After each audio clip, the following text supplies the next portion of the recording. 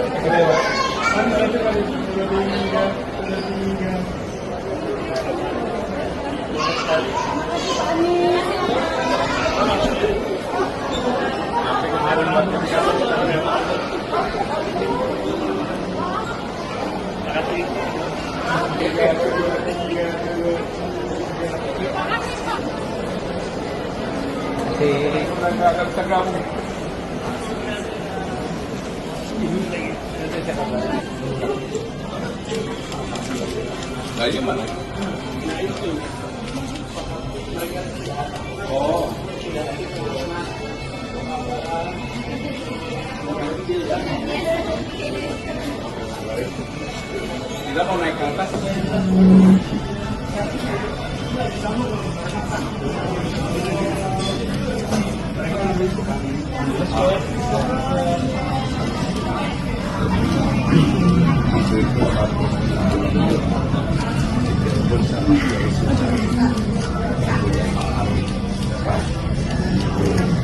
Dia dibuka.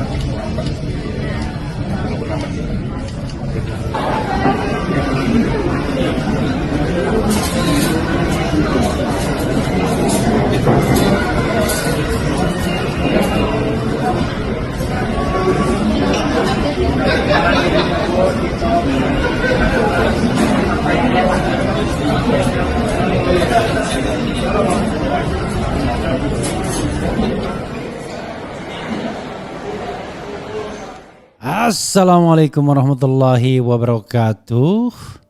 Sobat RH sekalian, jumpa lagi kita di channel yang keren ini. Keren jadas. Ya Sobat RH sekalian, ini soal yang terkait dengan Anies versus HRS di Pilkada Jakarta ya, gitu ya. Siapa unggul? Nanti Anies versus Jokowi.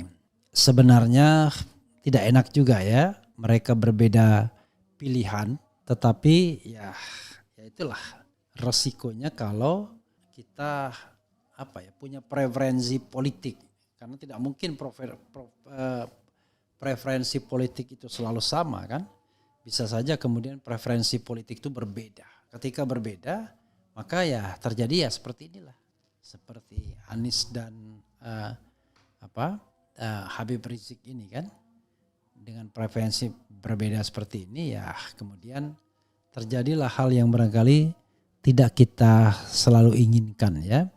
Karena Anies yang dianggap harusnya sejalan dengan Habib Rizik ternyata memiliki preferensi yang berbeda. Habib Rizik yang harusnya barangkali sesuai dengan keinginan publik anti Mulyono memiliki preferensi yang berbeda. Rupanya Habib Rizik jauh lebih anti dengan merah yang dia bilang kebo merah ketimbang Mulyono. Gak ngerti juga kita ya. Oke, coba kita lihat ya kalau ukurannya adalah polling ya, polling DRH Channel ya, endorsement Anies jauh lebih unggul dibandingkan endorsement Habib Rizik Syihab ya. Tetapi memang ada faktor-faktor yang menyebabkannya. Karena saya sendiri walaupun tidak mengatakan pasti akan mendukung Pramono Rano, tetapi yang jelas saya selalu mengatakan bahwa kartel politik itu menyebabkan demokrasi kita buruk ya. Jadi di sini saya spill lagi. Setelah Anies resmi ke Pramono Rano, saya kadang-kadang bilang Parno, FPI dalam kurung HRS atau Habib Rizik Syihab ke Rkasus ya. Saya bilang bukan Ridho tapi Rakus, mana yang Anda pilih? Cek sekali lagi. Kenapa saya bilang cek sekali lagi? Ya check and recheck untuk melihat posisinya. Dan ternyata Rkasus hanya mendapatkan 11% dari 94.000 poller orang yang mengisi polling gitu kalau dengan santainya kayak Darmakun 6%, Prano 59% majority, Gercos golput 24%. Jadi ini mayoritas mutlak karena lebih dari 59% ya. Jadi endorsement Anies jauh lebih powerful dalam konteks Refli Harun pastinya ya. Ya, jadi sebenarnya sobat era sekalian, faktor Jokowi itu yang membuat orang kemudian ogah. Karena dianggap dosa Jokowi itu jauh lebih real. Tapi di mata Habib Rizik, dosa PDIP yang jauh lebih real ya kan. Ya sebenarnya kalau kita bicara tentang dosa ya tentu saja dosa yang paling banyak adalah dosa pemimpin utama. Ya, tetapi kalau misalnya Jokowi tidak dianggap pemimpin utama sekedar boneka, ya mungkinlah dia dosa politiknya ada di katakanlah di PDIP ya. Seperti halnya misalnya Syahganda Nainggolan menganggap dosa politik Pramono itu lebih banyak dibandingkan dosa politik RK. Karena RK dianggap hanya pemimpin lokal sehingga dia tidak punya dosa politik. Tetapi dalam konteks ini kita tidak bicara Pramono dan RK-nya. Saya yakin Pramono dan RK barangkali faktor yang tidak 100% independen ya. Faktor dependent juga. Nah, orang melihat kemudian di belakang layarnya ya, Pramono Rano didukung oleh PDIP dan a single party, hanya satu partai yang mendukungnya, sementara Ridwan Kamil berasal dari kartel politik. Jadi kalau saya orang yang memperjuangkan demokrasi ya, dan saya ingin demokrasi itu substantif, bukan demokrasi yang culas, ya saya tentu pasti tidak akan memilih Ridwan Kamil yang menurut saya hasil dari sebuah konspirasi dan kartel politik. Itu soalnya saudara sekalian. Adapun Pramono Rano, mereka berasal dari kader sendiri. Akan menjadi masalah misalnya kalau PDIP mencalonkan Erick Thohir misalnya. Wah itu kelihatan betul tuh aroma uangnya. Atau dia mencalonkan katakanlah pedagang atau pengusaha lainnya. Tapi ini yang dicalonkan adalah kader PDIP sendiri, di mana salahnya? Salahnya adalah mendagangkan Anies Baswedan Izid. Karena tanpa mendagangkan Anies Baswedan saya kira Mulyono pun pasti akan bertindak untuk menghalangi Anies Baswedan ya. Kalaupun misalnya Megawati tidak mencalonkan dan dicalonkan di tempat lain ya dihalangi juga, terbukti dengan PKS. Kan PKS dihalangi. Jadi Yang jelas dihalangi itu adalah PKS dan kemudian satunya lagi oleh Megawati untuk mencalonkan Anies Baswedan. Jadi kalau kita misalnya mau menyalahkan tidak Anies, ya yang kita salahkan pertama adalah Mulyono, karena Mulyono yang mati-matian menghadang, kan begitu sesungguhnya sobat era sekalian.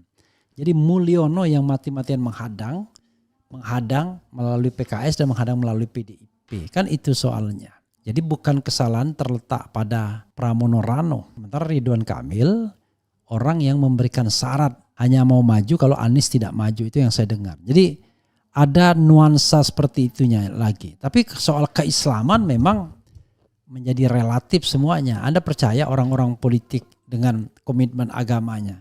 Formalitasnya mungkin iya ya, tetapi agama dalam pengertian yang kafah ya barangkali dari sisi tradisi mungkin ya Ridwan Kamil akan lebih baik, apalagi Suswono.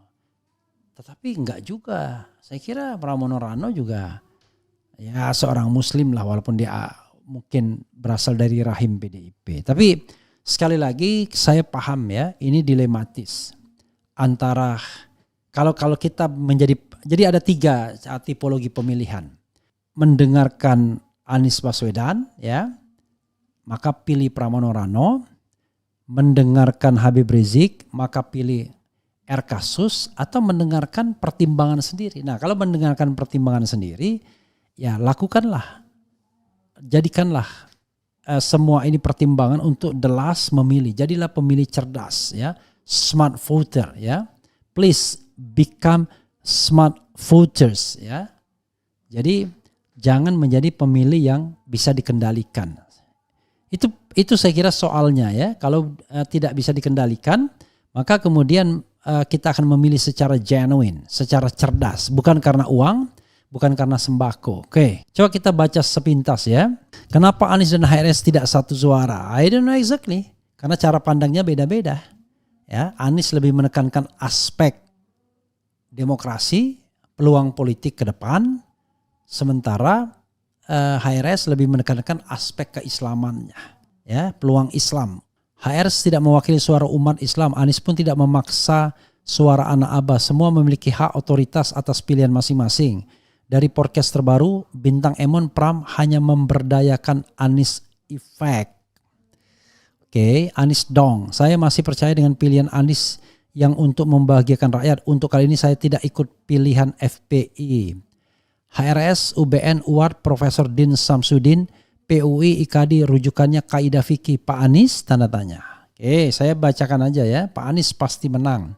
Prof. Ref, nampaknya gerakan coblos semua gagal padahal kabarnya 87% di awal. Ya gimana, bosnya sendiri tidak mau gercos. Aniesnya sendiri. Kecuali kalau Anies bilang, saya gercos, itu ngikut semua orang. Saya sekarang hijrah ikut ulama salafi. Habib sekarang banyak yang asal ngomong pakai hadis palsu dan lemah takhayul dan suka dikultuskan seperti Bahar yang nyuruh muridnya sujud cium kaki dan minum air bekasnya. I don't know exactly ini ya. Ya saudara sekalian, itu saja ya. Pilihlah sesuai dengan hati nurani Anda, but please ya, be smart voter ya. Be smart voters. Jadi jadilah pemilih-pemilih yang cerdas, pemilih yang cerdas. Karena itulah yang bisa membuat Anda berpikir dan memilih secara objektif. Anies dan Habib Rizik jadi referensi tetap. Tetapi tetap saja Anda yang harusnya lebih didengarkan, yaitu hati nurani Anda sendiri. Itu saja sobat sekalian. Wassalamualaikum warahmatullahi wabarakatuh. Keren, cadas, cia. Assalamualaikum warahmatullahi wabarakatuh. Sobat RH sekalian, jumpa lagi kita di channel yang keren ini. Keren cadas. Ya sobat RH sekalian, ini ada hal yang menarik ya, yang terkait dengan Pilkada Jakarta tentunya, terkait dengan Habib Rizik Syihab yang mendukung jagoan Mulyono. Tetapi Habib mengatakan, saya dan FPI tak pernah dukung Jokowi. Kalau yang di Pilkada DKI, Bib bagaimana? Nanti coba kita tanyakan. Ya, kita tanyakan kepada beliau melalui apa yang beliau sampaikan ya. Begitu sobat era sekalian, coba kita lihat ya. Tegas Habib Rizik, _2, saya dan FPI tak pernah dukung Jokowi. Kemudian Ridwan Kamil juga sudah menandatangani fakta integritas. Nanti kita lihat ya bagaimana fakta integritas tersebut ya. Kita lihat ya. Oke, coba kita bacakan dulu. Sabtu 23 November 2024, faktakini.info Jakarta. Pihak-pihak yang tidak suka kepada Imam Besar Habib Rizik Syihab dan Front Persaudaraan Islam FPI gencar menebar hoax dan fitnah bahwa kini Habib Rizik dan FPI telah berpindah haluan menjadi pendukung Jokowi. Hanya karena FPI DKI Jakarta mendukung paslon Ridwan Kamil Suswono di Pilkada Gubernur Jakarta 2024. Dan Jokowi beberapa hari setelahnya juga mengumumkan dukungan kepada paslon yang sama. Padahal DPD FPI DKI Jakarta sudah mengeluarkan maklumat untuk mendukung paslon RK Suswono sejak Jumat. Sementara Jokowi baru mengeluarkan pernyataan dukungan untuk RK Suswono pada Senin 18.11 malam. Jadi dusta besar jika ada yang bilang FPI ikut apalagi mendukung keputusan Jokowi karena FPI DKI yang lebih dulu memberikan dukungan kepada RK Suswono. Itu nggak perlu kita perdebatkan.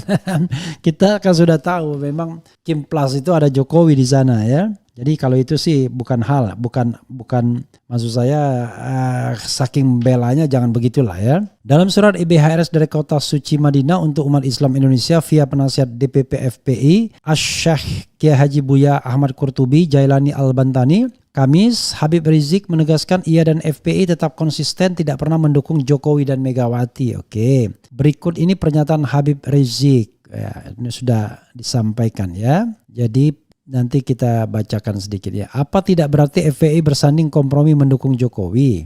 Apa FPI sebaiknya golput coblos semua saja? Apa FPI tidak khawatir dihujat publik lantaran kecewa? Alhamdulillah saya dan FPI tidak pernah bersanding kompromi mendukung Jokowi. Apalagi Megawati dengan partainya yang selama ini membesarkan Jokowi dan ikut menikmati kekuasaan Jokowi selama 10 tahun ya. Kalau enggak berarti gercos dong ya. Kalau dua-duanya enggak ya gitu.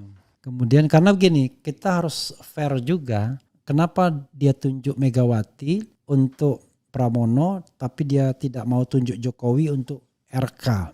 Kan harus fair dong, ya kan? Karena Pramono anggota PDIP, ya. Tetapi RK juga menurut saya juga Golkar kan? Golkar selama berkuasa dalam pemerintahan Presiden Jokowi, ya dia juga bertindak sewenang-wenang juga kan? Gitu. Kemudian apalagi ya? Bismillah walhamdulillah, saya tegaskan di sini bahwasanya saya dan FPI tetap konsisten ikut maklumat Tripilar tentang Pilkada Serentak 2024. Alhamdulillah saya dan FPI tidak pernah bersanding kompromi mendukung Jokowi ya. Alhamdulillah oke. Alhamdulillah saya dan FPI tetap komitmen untuk terus membela rakyat tertindas dan juga terus mengejar para begal konstitusi dan pelanggar HAM serta koruptor dan rezim Jokowi dan kroninya. Alhamdulillah saya dan FPI juga tetap komitmen untuk menuntut rezim Jokowi ke pengadilan HAM terkait tragedi pembantian 6 pemuda santri Laskar FPI Front Pembela Islam di KM 50 dan menuntaskan. Sidang pengadilan tentang gugatan 5.246,74 triliun terhadap Jokowi untuk dikembalikan ke kas negara sekaligus seluruh aset kekayaan Jokowi dan memiskinkannya. Alhamdulillah saya dan FPI tetap komitmen untuk terus mendorong pemerintahan baru Prabowo agar lepas dan bersih dari segala bentuk tekanan oligarki busuk dan pengaruh jahat Jokowi maupun Megawati dan partainya beserta kroni-kroni mereka juga akan terus mendesak proses hukum terhadap Fufu Fafa. Soal sikap politik FPI dalam Pilkada Serentak 2024 telah disepakati bersama Tripilar FPI GNPF Ulama Persada 212 untuk terikat dan tunduk mematuhi sepenuhnya maklumat Tripilar tentang Pilkada Serentak 2024 yang intinya memberi arahan agar umat Islam memilih paslon terbaik sesuai syariat Islam. Jika tidak ada maka paslon yang mudorotnya teringan. Jika mudorotnya sama besar maka umat Islam berhak golput atau coblos semua. Tapi tetap melihat dan memperhatikan bahwa ulama istiqamah di daerah masing-masing. Memperhatikan fatwa ulama istiqamah di daerah masing-masing. Karenanya hasil ijtihad politik FPI di berbagai daerah berbeda-beda karena situasi politiknya juga tidak sama. Ada yang mendapat pilihan terbaik dan ada juga yang mendapat pilihan teringan mudorotnya. Bahkan ada yang golput coblos semua. Dan sesuai mekanisme aturan organisasi FPI, ada ketentuan bahwa semua pengurus dan anggota FPI harus loyal ikut pilihan DPD FPI di daerahnya untuk Pilgub dan ikut pilihan DPW FPI di wilayahnya untuk Pilbub Pilwakot selama musyawarah pengambilan keputusan ijtihad politik DPD FPI atau DPW FPI tersebut sesuai aturan ADART organisasi FPI dengan sepengetahuan penasihat DPP FPI serta sesuai arahan maklumat Tripilar tentang Pilkada Serentak 2024 ya. Karena itulah soal DPD FPI Jakarta yang memutuskan dukung paslon Ridho nomor urut 01 dalam Pilgub Jakarta, menurut pandangan pribadi saya sudah sesuai dengan arahan maklumat Tripilar tentang Pilkada Serentak 2024, sehingga wajib ditaati oleh seluruh pengurus dan anggota FPI di seluruh jajaran DPD, DPW, DPC, dan DPRA FPI se-Jakarta. Hasil ijtihad politik DPD FPI Jakarta tersebut sudah seyogyanya dihormati oleh saya dan segenap jajaran pengurus DPP FPI, serta seluruh elemen bangsa dan negara Indonesia karena itu merupakan hak politik yang dijamin serta dilindungi oleh konstitusi dan perundang-undangan. Setahu saya bahwa DPD FPI di Jakarta mendukung paslon Ridho antara lain karena pertimbangan kaidah wujubul amal bi aqafid dororain, wajib beramal dengan mudorot yang lebih ringan dan beberapa kaidah lainnya. Saya juga menilai bahwa langkah DPD FPI Jakarta tersebut bukan hanya sebagai bentuk dukungan, tapi juga merupakan benteng bagi paslon agar tidak dikondusikan oleh Jokowi dan oligarki. Jadi saya memahami betul bahwa sikap DPD FPI Jakarta bukan karena ingin bersanding, kompromi, mendukung Jokowi sebagaimana dituduhkan dan difitnahkan, tapi sesungguhnya karena pertimbangan realita politik di Pilgub Jakarta yang sangat ruwet dan dilematis. Ya, sahabat sekalian, itu ya. Dan kemudian kalau kita kaitkan dengan fakta integritas, ternyata fakta integritasnya itu berbunyi sebagai berikut ya. Fakta integritas kami yang bertanda tangan di bawah ini pasangan calon nama Dr. HC Haji Muhammad Ridwan Kamil, kemudian ST MUD Gubernur DKI Jakarta nomor urut 01 calon ya, nama Dr. Insinyur Haji Susono MMA calon wakil gubernur Provinsi DKI Jakarta nomor urut 01 dengan menyebut nama Allah Subhanahu wa taala. Kami bersumpah atas nama Allah Subhanahu wa taala bila mana terpilih sebagai gubernur dan wakil gubernur DKI Jakarta, maka kami wajib memegang teguh serta melaksanakan fakta integritas ini sebagai berikut. Ada panjang sekali ini, apa bisa dipenuhi semua? Ada 15 poin ya. Coba kita lihat. Gubernur dan wakil gubernur wajib menjunjung tinggi ayat suci di atas ayat konstitusi. Oke. Gubernur dan wakil gubernur wajib memperjuangkan nilai-nilai Islam ke dalam produk perundang-undangan sesuai kewenangannya masing-masing. Gubernur dan wakil gubernur wajib menolak segala produk perundang-undangan yang bertentangan dengan nilai-nilai Islam. Gubernur dan wakil gubernur wajib berpegang teguh dengan nilai-nilai Islam dan menjunjung tinggi akhlakul karimah dengan semangat revolusi akhlak, serta wajib memerangi segala bentuk kemaksiatan seperti peredaran miras, obat-obatan terlarang, narkoba, perzinahan, prostitusi, perjudian, LGBT, pinjaman online, rentenir, dan penyakit masyarakat lainnya, serta tidak mengeluarkan izin usaha hiburan malam seperti diskotik dan atau klub malam. Oke, apa iya bisa ya? Kok ini tidak ada judul ya? 5. Gubernur dan wakil gubernur wajib menarik seluruh saham Pemprov DKI Jakarta yang bekerja sama dengan perusahaan miras serta tidak memberikan ruang untuk berdirinya pabrik miras di DKI Jakarta yang disesuaikan dengan peraturan perundang-undangan.